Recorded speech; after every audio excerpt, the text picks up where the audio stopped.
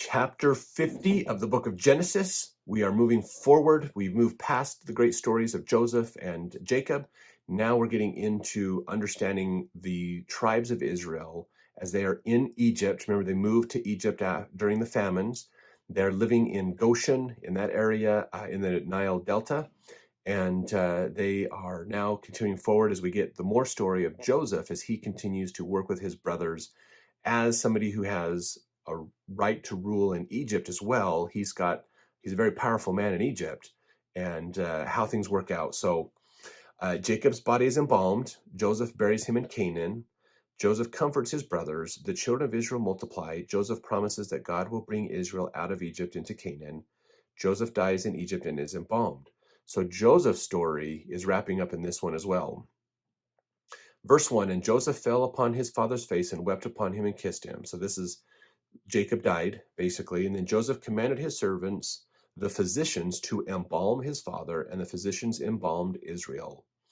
So Egypt has very specific rites and things that they do because they strongly believe in resurrection. So they preserve the body. They don't just bury a body, they preserve a body.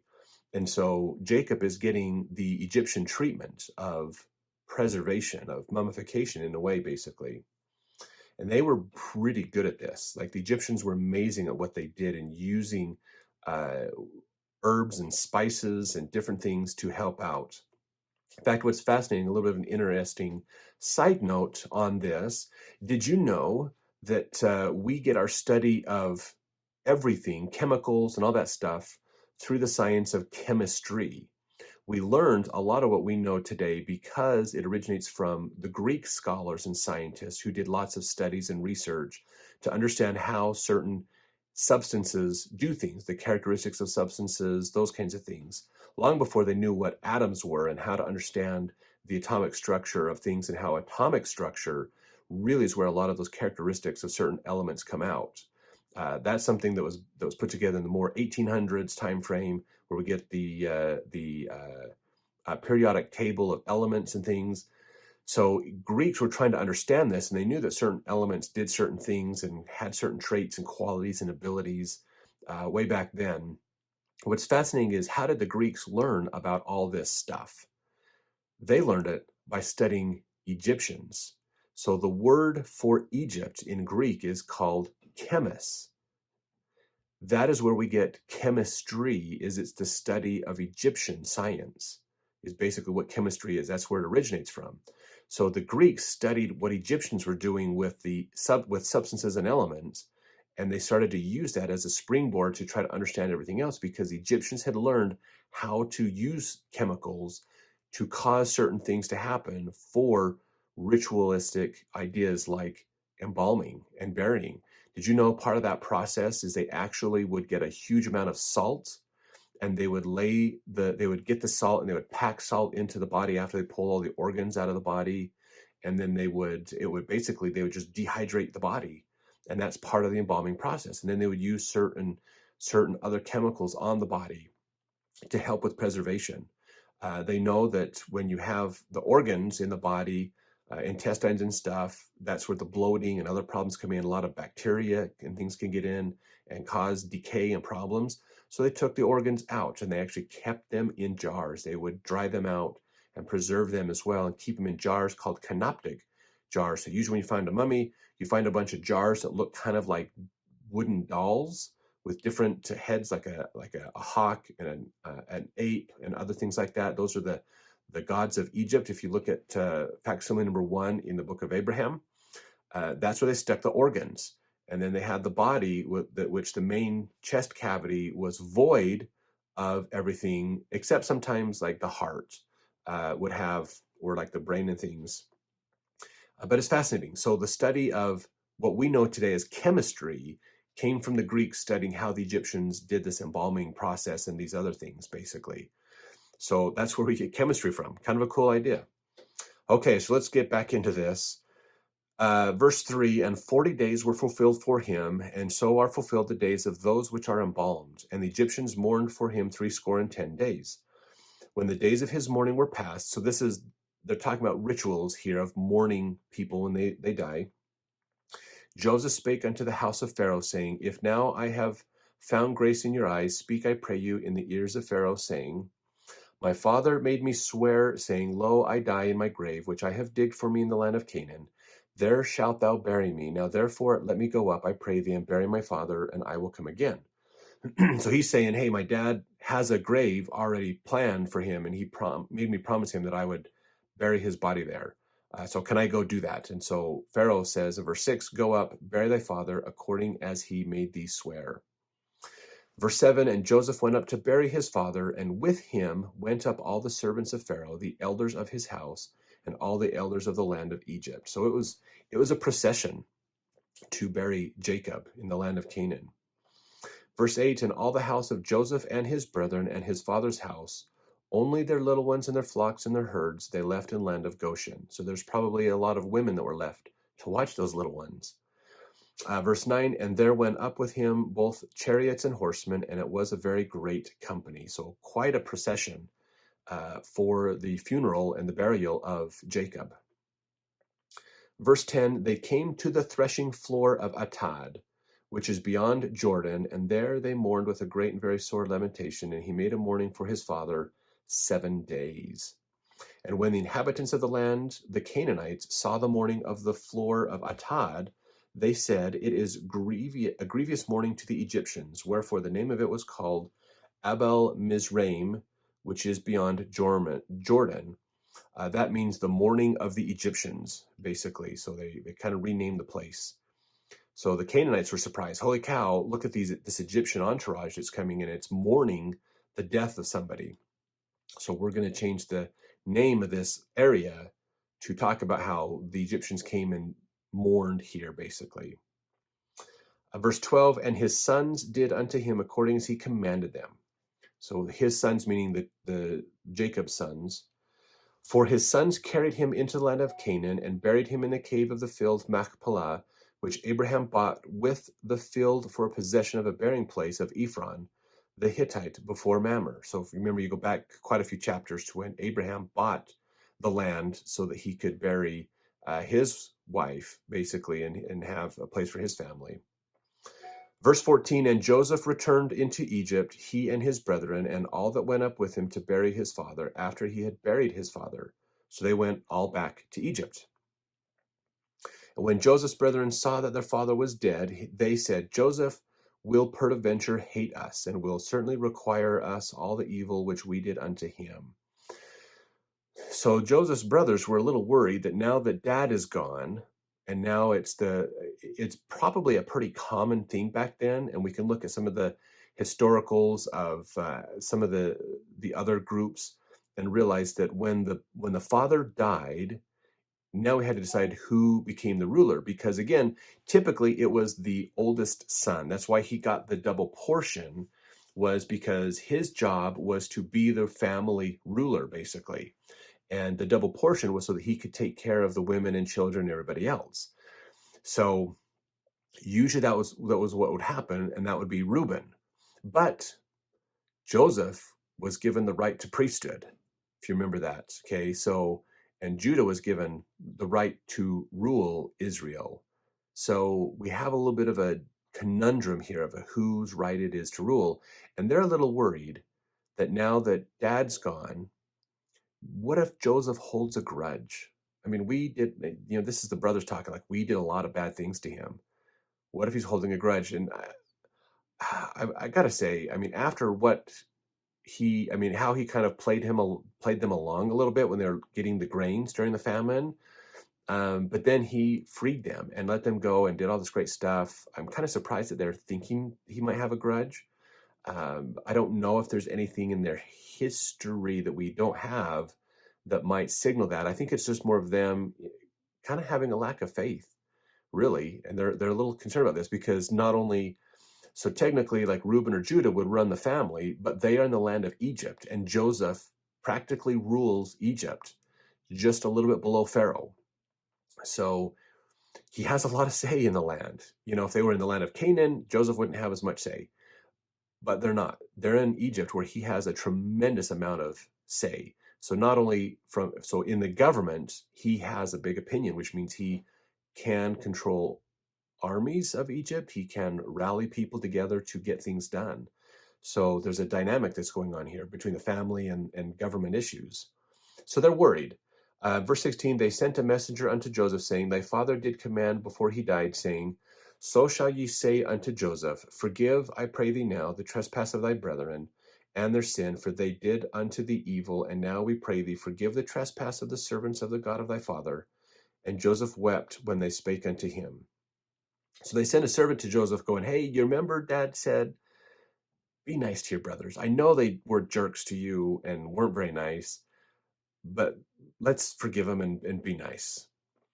Joseph wept when he heard this. Verse 18, and his brethren also went and fell down before his face, and they said, Behold, we be thy servants. Again, there's that prophecy fulfilled that they worshiped Joseph. He became their leader in a way. Now, verse 19, and Joseph said unto them, Fear not, for am I in the place of God? But as for you, ye thought evil against me, but God meant it unto good, to bring to pass, as it is this day, to save much people alive. Now therefore fear ye not, I will nourish you and your little ones. And he comforted them and spake kindly unto them. So he forgave his brothers, and he says, Look, guys, God had a plan in this.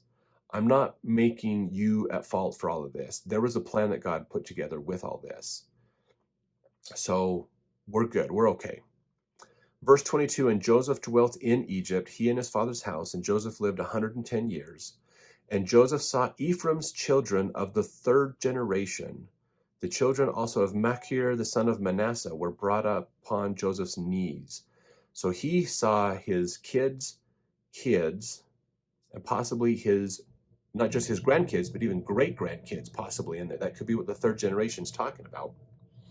Verse 24, and Joseph said unto his brethren, I die, and God will surely visit you and bring you out of this land unto the land which he sware to Abraham, to Isaac, and to Jacob. So this is interesting. Joseph's one of the youngest of all of the sons. Is it possible that he is dying before them? Maybe. Maybe he passes away. Maybe he gets sick. Maybe there's something that comes up and we don't know about it in here. Maybe living in Egypt and the stress and the demands of his government jobs and stuff kind of wears his health down, and he has more health problems or something. Maybe he was born or suffered some kind of an injury or an illness that kind of lingered with him the rest of his life. We don't know. We don't know exactly sure. It could be that he's dying before the rest of his brothers are. It very well equally could be that when he talks about his brethren, he's talking about the family, bringing the family together to talk about this, the leaders of the family. And it could be most of his brothers have already passed on. Reuben is much older than Joseph, much, much older than Joseph. We got to realize that there's probably a 20-year difference there. So if Joseph is old enough to die, Reuben and Simeon and Levi and Judah and them are probably all passed away anyways. So just saying my brethren, when he talks about them in here, doesn't necessarily mean he's talking to his other brothers. Could mean he's talking to the family, basically. So we don't know exactly for sure. But verse 24, if you remember from last chapter, we read a little bit about Joseph Smith translation in here. There's more that Joseph Smith gave us than just what we read yesterday. We read yesterday the part that talked about Shiloh. So let's get into this. This is it's in the appendix for the Joseph Smith translation, Genesis 50, 24 through 38. So this Genesis 50 in the Old Testament only goes to verse 26. Joseph Smith translation gives us a whole lot more. So let's read this to go through this. So verse 24, and Joseph said unto his brethren, I die, and go unto my fathers, and I go down to my grave with joy. The God of my father Jacob be with you, to deliver you out of affliction in the days of your bondage. For the Lord hath visited me, and I have obtained a promise of the Lord, that out of the fruit of my loins the Lord God will raise up a righteous branch out of my loins, and unto thee, whom my father Jacob hath named Israel, a prophet, not the Messiah who is called Shiloh. And this prophet shall deliver my people out of Egypt in the days of thy bondage. This is Moses. And it shall come to pass that they shall be scattered again, and a branch shall be broken off, and shall be carried into a far country. Nevertheless, they shall be remembered in the covenants of the Lord when the Messiah cometh. For he shall be made manifest unto them in the latter days in the spirit of power, and shall bring them out of darkness unto light, out of hidden darkness, and out of captivity unto freedom. That is talking about the Nephites, the Lehi and his family. So this is really cool, because this prophecy is talked about in the Book of Mormon, in fact, and now we have it restored in the Old Testament through Joseph Smith. Verse 26, a seer shall the Lord my God raise up, who shall be a choice seer unto the fruit of my loins. Thus saith the Lord God of my fathers unto me, a choice seer will I raise up out of the fruit of thy loins, and he shall be esteemed highly among the fruit of thy loins, and unto him will I give commandment that he shall do a work for the fruit of thy loins, his brethren. And he shall bring them to the knowledge of the covenants which I have made with thy fathers, and he shall do whatsoever work I command him. That's a little bit about Joseph Smith actually in there. Verse 29, and I will make him great in mine eyes, for he shall do my work, and he shall be great like unto him whom I have said I would raise up unto you to deliver my people. So now he's saying he's going to be great like Moses. O house of Israel, out of the land of Egypt, for a seer will I raise up to deliver my people out of the land of Egypt, and he shall be called Moses, and by his name he shall know that he is of thy house, for he shall be nursed by the king's daughter, and shall be called her son. So they know he is going to be called Moses. And remember, they were in the land of Ramesses, or Ra Moses. Okay, Ramses can be called Ra Moses. Okay, Moses means son of. Okay, so Ramesses or Ra Moses is son of Ra, or son of God. So he's going to be called Moses, or son of, and his name shall be, and by his name he shall know that he is of thy house, for he shall be nursed by the king's daughter, and he shall be called her son. So he is going to be of the tribe of Joseph, but he's going to be taken care of by the Egyptians, basically.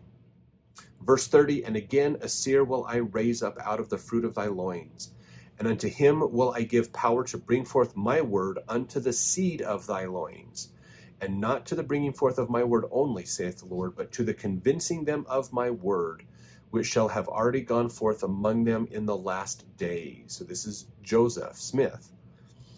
Wherefore the fruit of thy loins shall write, and the fruit of the loins of Judah shall write, and that which shall be written by the fruit of thy loins, Book of Mormon, and also that which shall be written by the fruit of the loins of Judah, Bible, shall grow together unto the confounding of false doctrines, and laying down of contentions, and establishing peace among the fruit of thy loins, and bringing them to a knowledge of their fathers in the latter days, and also to the knowledge of my covenants, saith the Lord.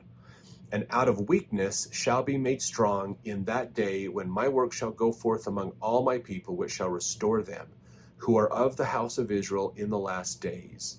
And that seer will I bless, and they that seek to destroy him shall be confounded.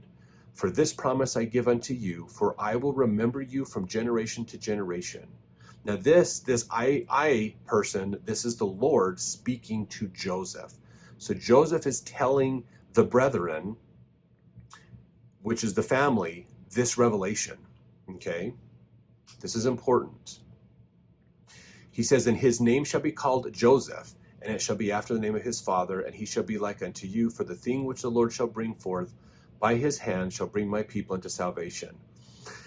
Now I got to admit, what do you think went through Joseph Smith's mind when he was doing this translation, going through the Old Testament, and he received this revelation, and he's writing this down, and he hears his own name mentioned? He's probably going through going, wow, this sounds kind of familiar.